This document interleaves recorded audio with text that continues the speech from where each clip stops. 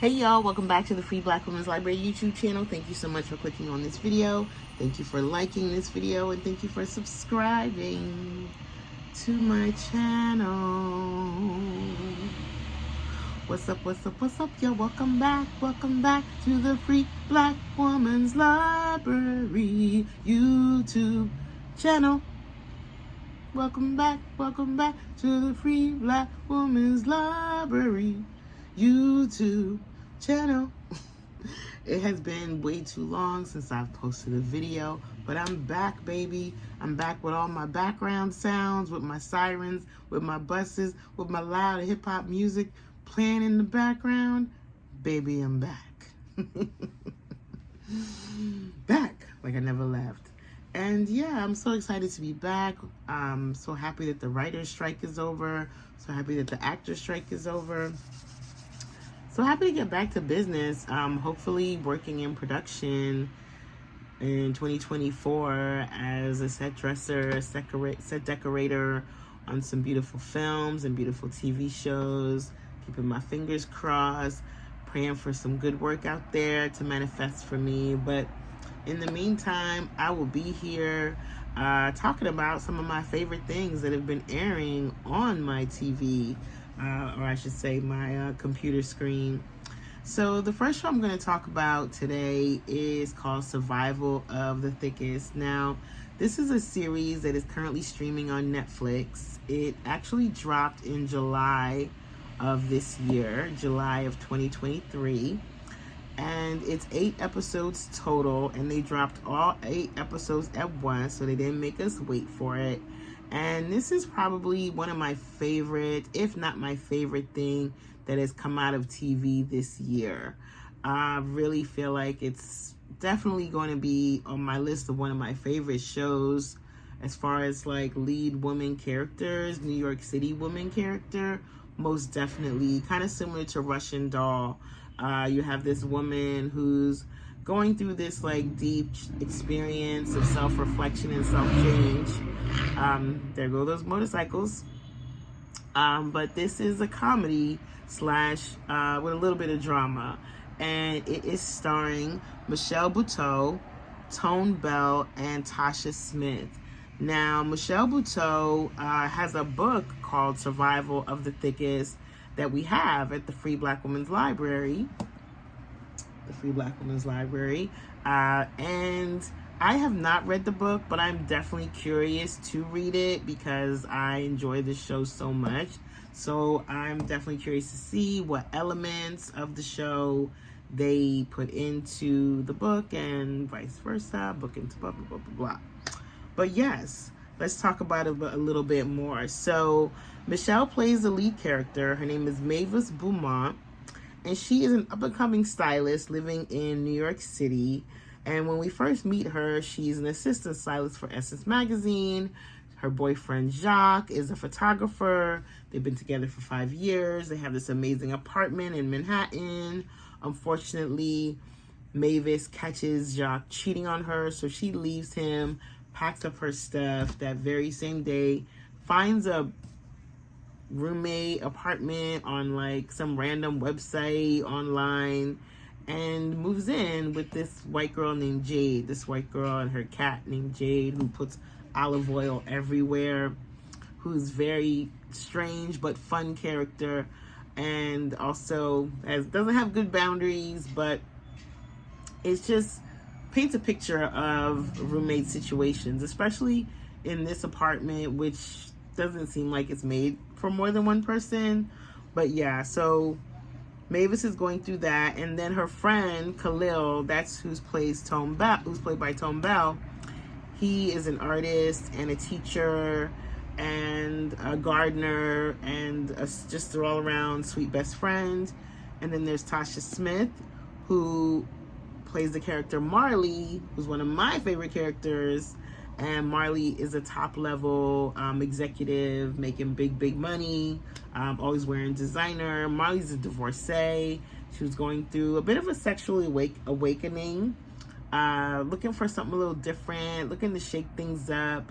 And Marley is also a little bit of a snob, but I like Marley. Marley is actually probably my favorite character of the whole series, with my second favorite being Natasha. If you watch this series, let me know in comments who your favorite characters are.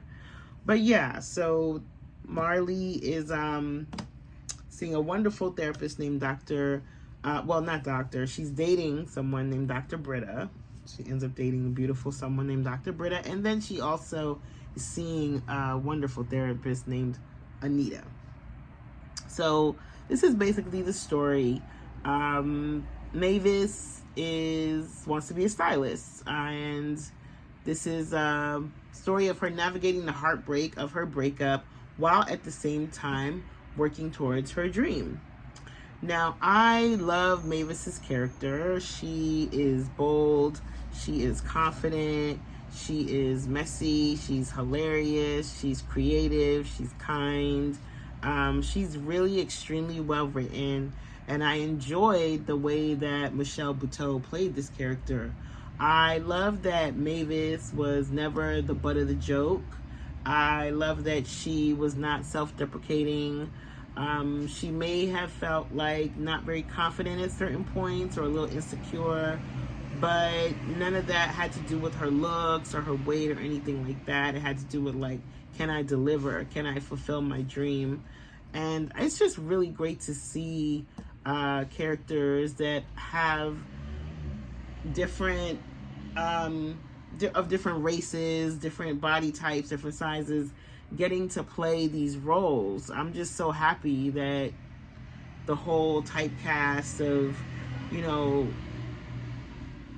very traditional European beauty standards is no longer the thing. It's just, oh, thank God. Woo. Thank God. Like, Michelle Buteau is a gorgeous, sexy woman, and I love that she gets to be a gorgeous, sexy woman that is desired and wanted multiple times throughout this entire series. Awesome. About time, child. About time. 2023. Good things are going on. But I made a list of the top 10 reasons why this show is one of my favorite series of 2023, and also why I feel like it's the perfect binge. Perfect binge. Okay. So reason one is fast paced. It moves quick. Quick.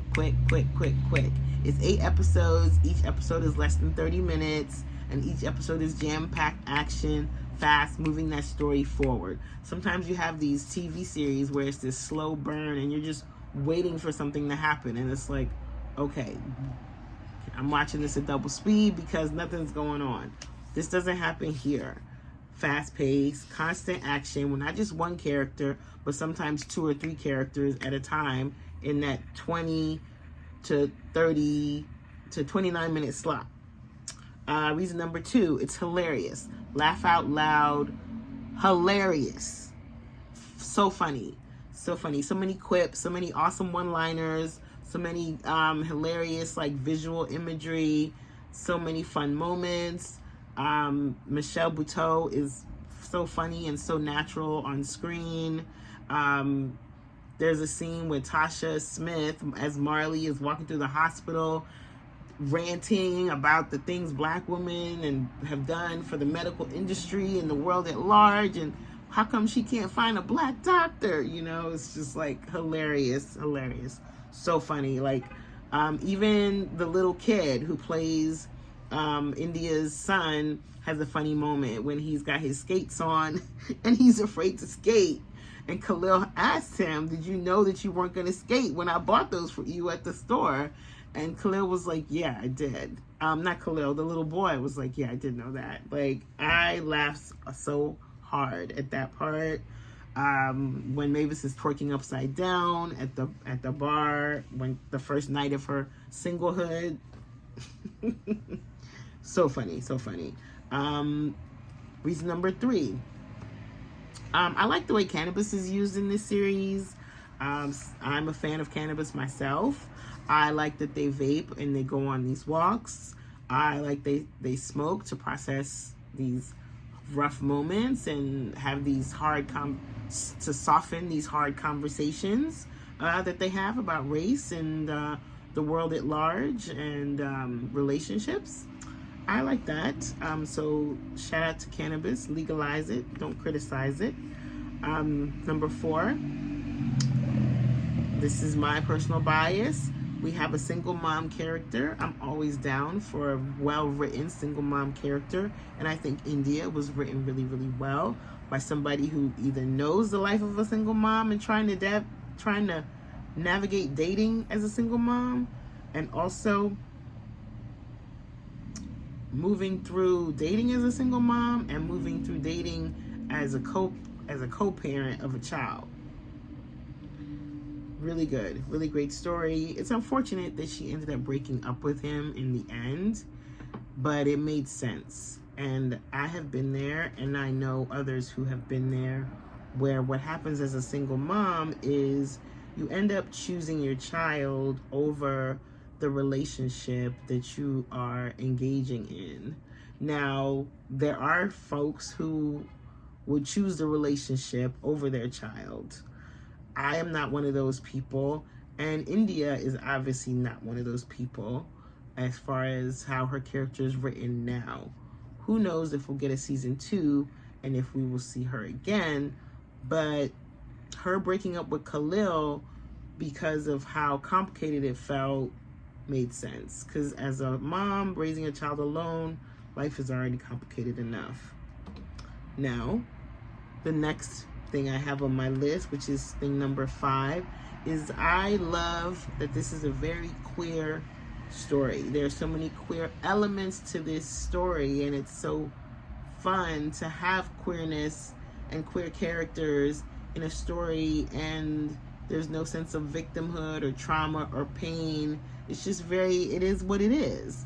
Like that conversation between Mavis, Khalil, and Peppermint when Peppermint and Khalil first met was so funny and so cute and so refreshing. I don't know if I've been using the word refreshing repeatedly. If I have, I apologize, but that's how I felt about that moment, considering the moments that I have witnessed in real life where there's this tension and there's this combativeness that sometimes comes in spaces where that are occupying those intersections, as far as like Black man, Black woman, trans Black woman. And I really want us to normalize Black folks of all genders, of all gender spectrums, engaging with each other and interacting with each other in a way that feels loving and fun and sweet and cute and playful, which is what that was. Like when they were calling him Baby Carrot. I thought that was so cute and so funny and just joyful to behold. Another aspect of the queerness was the queer prom that they had in the end. So beautiful to have a queer prom moment for folks who never got to experience prom, or who are being kind of forced into going to a prom where they're not being allowed to dress the way they want to dress at this prom. So beautiful queer aspects. When Natasha's speech went viral, when she dropped the dildo in the coffin and the speech went viral, and when Peppermint broadcasted and reenacted it and gave us hands and drama with the bodysuit. Even the fact that one of the main locations in this story is a queer location, like Bloom's, that restaurant, cafe, performance space was a queer location. So yeah, good job. Good job to everyone involved. Thank you for giving us that beautiful dose of queerness. Thank you for giving us that single mom story. Moving on to the next thing on my list. This is an emotionally intelligent script. This is an emotionally intelligent story. These characters are emotionally intelligent, right? They go through their miscommunications and they talk them through. They do not emotionally manipulate each other to make a point. They do not do things to make the other person feel guilty. They do not lie and coerce. They have moments of misunderstandings and miscommunication, and they work it out. When Luca bought those tickets for Mavis to go to Italy, and she was like, I can't come to Italy. I have work to do. Like, this is very sweet and very kind of you to do that. But no, I'm not doing that. When he sent that video of how she should be there, at first I was kind of like, damn, he's putting the pressure on thick.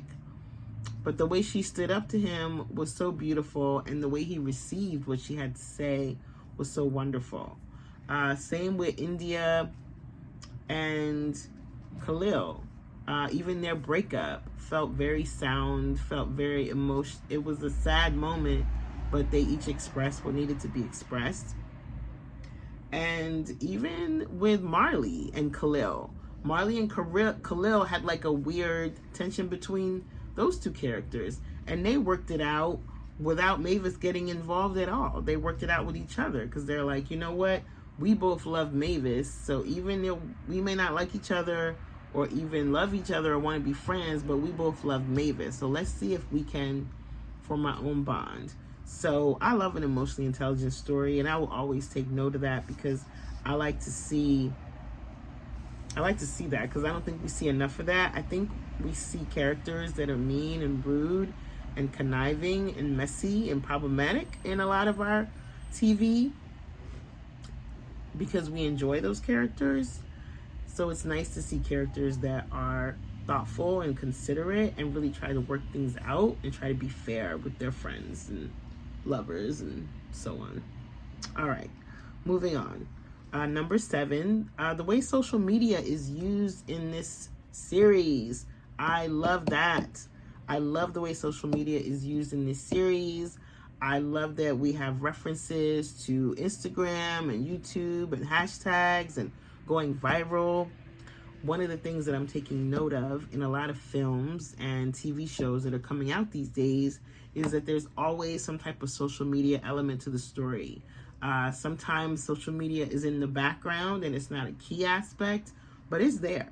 You know, sometimes social media is the key part of the story because maybe it's about stalking or going viral or trying to be an influencer or meeting someone online. Like, there's some, if it takes place in 2023, if it's a story that takes place in the 2020s, there's always going to be a phone involved, social media, email, internet, somehow involved in the story. And sometimes it can be a little cringe and heavy-handed, and sometimes it can be just the right touch. In this series, I feel like it was just the right touch. Of course, that video of Natasha giving that speech, of course it would go viral. Like, of course it would. And of course, being is the fact that Mavis is the one who styled her, of course, that would help Mavis gain followers and gain more clients. And I like that. I like that. So social media is used in a really creative, intelligent way. And shout out to the writers for bringing that element in. The next thing I'll talk about on my list, number 8, is racism. The way racism and sizeism and sexism is dealt with as fact. There's no debate. It's just a fact. It just is. If you're a black person and you're moving through the world, you're going to be confronted with some brand of racism. And we see that Khalil and Mavis and India are working on this mural for this coffee shop, and this Karen shows up and tries to threaten them by calling the police. Here's the thing. Threatening to call the police on somebody is a violent act because you don't know what's going to happen when those cops show up. Not only could somebody get arrested for no reason, but they could also be killed. They could be shot, they could be killed. They could be tased. So that is a horrible, violent thing to threaten someone with, especially a black someone who's doing absolutely nothing wrong. I'm gonna call the police. So, yeah, racism and sizeism is dealt with as fact. The storyline of Natasha dealing with her own internalized sizeism and not wanting to accept the fact that she's no longer this thin, wafy model, but she's now a voluptuous, curvy woman. And Mavis did help her get to that point. Nicole Byer and her fashion line for bigger women, it's talking about how they only want to put bigger sized women in certain colors, but she wants to do something completely different. So bigger women get to wear yellows and pinks and blues and greens. Come on now. We deserve, right? So yeah, I love how all these things are addressed and discussed without that same heavy-handedness that I'm talking about. It's just like a light touch. Just like that. Just a little bit of story. Love that. And the next thing on my list is that it has a happy ending. That's number 9 on my list. I love that it has a happy ending and Mavis ends up with Luca. Spoiler, if you haven't watched it yet, it has a happy ending. And at first I thought they were going to do this thing where Mavis ends up alone and she chooses her career over a relationship. But I love the fact that she did everything that she set out to do as far as with the queer prom and with the underwear party for Nicole Byer, the Birds of Paradise party. And then she flew to Italy to go be with Luca. Yes, honey, you can have both. This is TV. Let's dream big. And number 10 on my list is the characters. I saved number 10 for last because out of all the 10 things I've listed, I think that might be my favorite thing about this series is that the characters are so well written and so fully fleshed out. Not just the Mavis character, but the Khalil character and the Marley character. They have their own side stories. Their stories are not so much about Mavis, but they also have stories that of their own, right? And they're also really fun, really well written. Once again, refreshing characters. Khalil is self-aware. Khalil might be an F-boy who's trying to reform himself, but he's also somewhat self-aware and self-reflective. He's patient. He's a gardener. And he's funny as can be. And he's willing to talk things through and willing to like look at himself in the mirror and address his mistakes and his shortcomings. Love Khalil. Back to Marley, my absolute favorite. Marley is a boss, okay? Marley is a boss. Marley is in control. Marley likes to tell people what to do. Marley likes to get a handle of the situation. Marley has class. Marley doesn't settle for nothing. And Marley's also very much open to trying new things. And just like trying to figure herself out.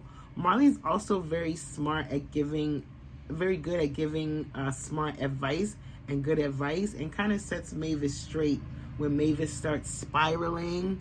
She kind of set like, no honey, none of that, okay?